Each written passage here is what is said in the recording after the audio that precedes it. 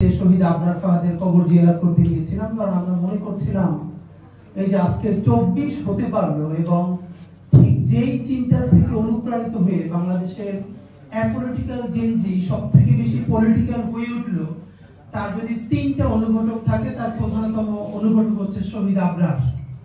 এবং সুতরাং এই 24 পরবর্তী নতুন বাংলাদেশে আমরা যদি জাতিগতভাবে কয়েকটা ফিগারকে সেলিব্রেট করি আধিপত্যবাদের বিরুদ্ধে, আগ্রাসনের বিরুদ্ধে, আমাদেরকে বারবার শহীদ আবরারের কাছে যেতে হবে।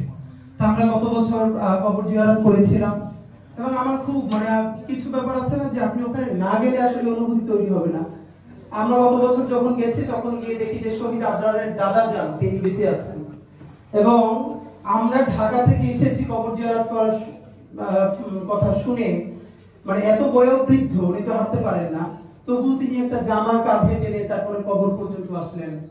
আমরা সবাই মিলে যখন কবর জিয়ারত করছিলাম, আমরা সবাই মিলে কান্নাকাটি করছিলাম। সেই সময়টা মনে পড়ে, এই নিয়ে আর বেশি কিছু করবা কিনা, তোমরাও আর আমার ছেলেটার মতো তোমাদের ভাগ্য না হয়। ওনার নিজের সন্তান হারানোর পর তখন উনি বলতেছেন যে একটা মানুষকে কেউ গুলি করে মেরে ফেলে, এটা একটা অবস্থা, 1 মিনিটের মধ্যে সে মরে যায়, 2 মিনিটের মধ্যে মরে যায়। সারা রাত ধরে পিটিয়ে পিটিয়ে খুঁচিয়ে খুঁচিয়ে, এবং সেটা কোথায়, কোনো অতিপরা গ্রামে না, পুরো রাজধানীর বুকের মধ্যে, যেখানে আইন শৃঙ্খলা বাহিনী পৌঁছতে 1 মিনিট লাগে, সারা রাত ধরে তাকে পিটিয়ে হত্যা করা গেল। এইটা যখন কোনো আমি লিখেছিলাম যে সম্ভবত বাংলাদেশ আজকে একটা নতুন ফেজের মধ্যে ঢুকেছে, কারণ ঢাকা বিশ্ববিদ্যালয়ের ক্যাম্পাসে শহীদ আবরারের যে গায়েবানা জানাজার পরেই এই প্রথম এত বড় করে স্লোগান উঠেছিল, দিল্লি না ঢাকা, ঢাকা ঢাকা।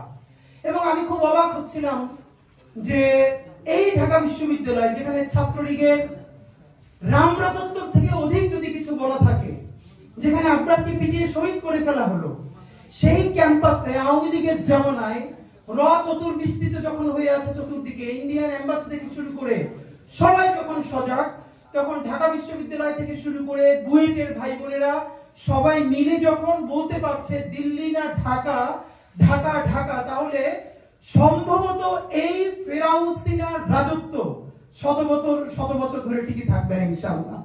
এবং সেটা টিকে থাকে নাই। তো আমি আপনাদের মাধ্যমে শুধু আজকে একটাই কথা বলি, সেটা হলো আমরা এই গণ অভ্যুত্থান বানাই না ফেলি। এখন এখানে একটা সমস্যা হলো, কেউ যদি কোনো দলের প্রতি সিম্প্যাথেটিক হয়, আমি ধরে নিলাম তর্কের স্বার্থে, ধরেন আবরার কোনো এক সময় শিবিরের সমর্থক ছিল, এটা আর্গুমেন্টের জন্য ধরে নিচ্ছি, এর মানে কি তাহলে এই পরিচয়ের কারণে আবরারকে হত্যা করলে তার পক্ষে দাঁড়ানো যাবে না? তাহলে একই কথা আসবে যে ছাত্র দলের যদি কেউ মরে যায় তাহলে তার পক্ষে দাঁড়ানো যাবে না? অধিকার পরিষদের কেউ যদি, এর মানে হলো ইনসাফ। এই ধারণাটা আমাদের সমাজে এখন পর্যন্ত আমরা পরিষ্কার করতে পারি না। আমরা বারবার বলেছি আমাদের শত্রুর সাথে আমরা ইনসাফ চাই। যে ছাত্রলীগ সরাসরি গণহত্যা করে নাই, গুম করে নাই, হত্যা করে নাই, ধর্ষণ করে নাই, তার বিরুদ্ধে মিথ্যা মামলা দেওয়া যাবে না, এটা আমরা হাজারবার বলেছি। আমরা ইনসাফ চাই, আমরা ইনসাফ, জুলুমের বিপরীতে আরেকটা জুলুম চাই না। সুতরাং এইখানে বরং আজকে যেটা ভালো হতো, এই ডাকসুর জন্য অত্যন্ত সম্মানজনক যে তারা এই প্রোগ্রামটা আয়োজন করেছে, আমি বরং দেখতে চাই ছাত্র দল এর থেকেও বড় একটা প্রোগ্রাম আমাদের শহীদ আবরার ফায়াজকে নিয়ে করুন, আবরারকে নিয়ে করুন।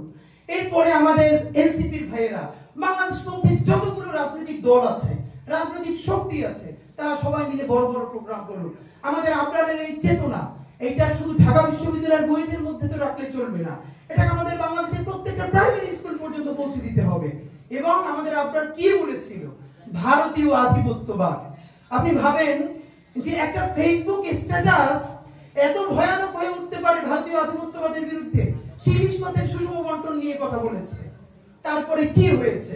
আমরা আজকে এটাই শুধু বলতে চাই, আমরা আবরার ফাহাদকে এই জন্য সেলিব্রেট করব না শুধু যে আবরার ফাহাদ শহীদ হয়ে আমাদেরকে নতুন বাংলাদেশ দেখিয়েছে, বরং আমরা স্পষ্ট দেখতে পাচ্ছি বাংলাদেশের সামনে আগ্রাসন এবং আধিপত্যবাদ আরো শতগুণ, হাজারো গুণ, লক্ষ গুণ শক্তি নিয়ে আবারও ধাবিত হচ্ছে। এই স্বাধীন সীমান্তে আবার যদি আগ্রাসন নেমে আসে, আবার যদি আধিপত্যবাদ নেমে আসে, তাহলে আমাদেরকে প্রস্তুতি নিতে হবে আবারও কোটি কোটি আবরার, শুধু বুয়েট নয়, বাংলাদেশের প্রত্যেকটা শিক্ষা প্রতিষ্ঠানে নেমে আসতে হবে। আমাদের পরবর্তী প্রস্তুতি স্বাধীন সীমান্ত তৈরি করা, সার্বভৌম বাংলাদেশ প্রতিষ্ঠা করা, আর সেই স্বাধীন সার্বভৌম বাংলাদেশ প্রতিষ্ঠার জন্য আমাদের লক্ষ কোটি আবরার লাগবে। এই আবরাররা শুধু কোনো দলের হবে না, সারা বাংলাদেশের হবে। মাহমুদ ভাইকে আমি বিশেষ করে ধন্যবাদ জানাই। উনি বাংলাদেশে ফেরত এসে 5 দিন জেলে ছিলেন, এরপরে 7 দফা দিয়েছিলেন জাতীয় প্রেস ক্লাবে। এর মধ্যে একটা ছিল বঙ্গবন্ধু এভিনিউকে শহীদ আবরার ফাহাদ এভিনিউ ঘোষণা করতে হবে।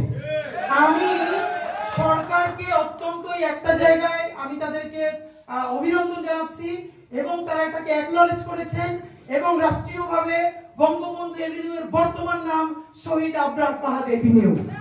তো এখন এইটা আমরা অনেকে জানি না এবং নামটাও যেহেতু একটু বড়, আমি আপনাদের কাছে ছোট একটা দাওয়াত দিয়ে যাই ডাকসুর প্রোগ্রামে। সেটা হলো এই এভিনিউটার নাম এখন থেকে আমরা সংক্ষেপে সবাই আবরার এভিনিউ বলবো। এটাকে আবরার এভিনিউ আমরা মুখে মুখে নিয়ে আসবো।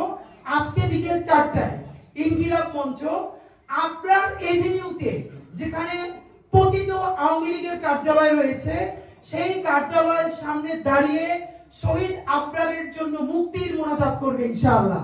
তো আমি আপনাদেরকে সবাইকে দাওয়াত দিচ্ছি। আমরা আজকে আবরার এভিনিউতেই গেলাম, কারণ এই নামটা সবাই এখন পর্যন্ত জানতে পারছে না। আপনারা যাদের সুযোগ আছে বিকেল 4টায় শহীদ আবরার এভিনিউতে পতিত আওয়ামী লীগ কার্যালয়ের সামনে আমরা দাঁড়াবো এবং আমরা বাংলাদেশের মুক্তির জন্য, আমাদের আবরারের জন্য, স্বাধীন সার্বভৌম বাংলাদেশের জন্য দোয়া করব। সবাই আসবেন এবং ডাকসুকে বিশেষ করে সাদিককে থেকে শুরু করে সবাইকে অনেক শুকরিয়া আধিপত্যবাদ বিরোধী বাংলাদেশের এই সূচনায় অংশীদার হওয়ার জন্য। বাংলাদেশ জিন্দাবাদ, ইনকিলাব।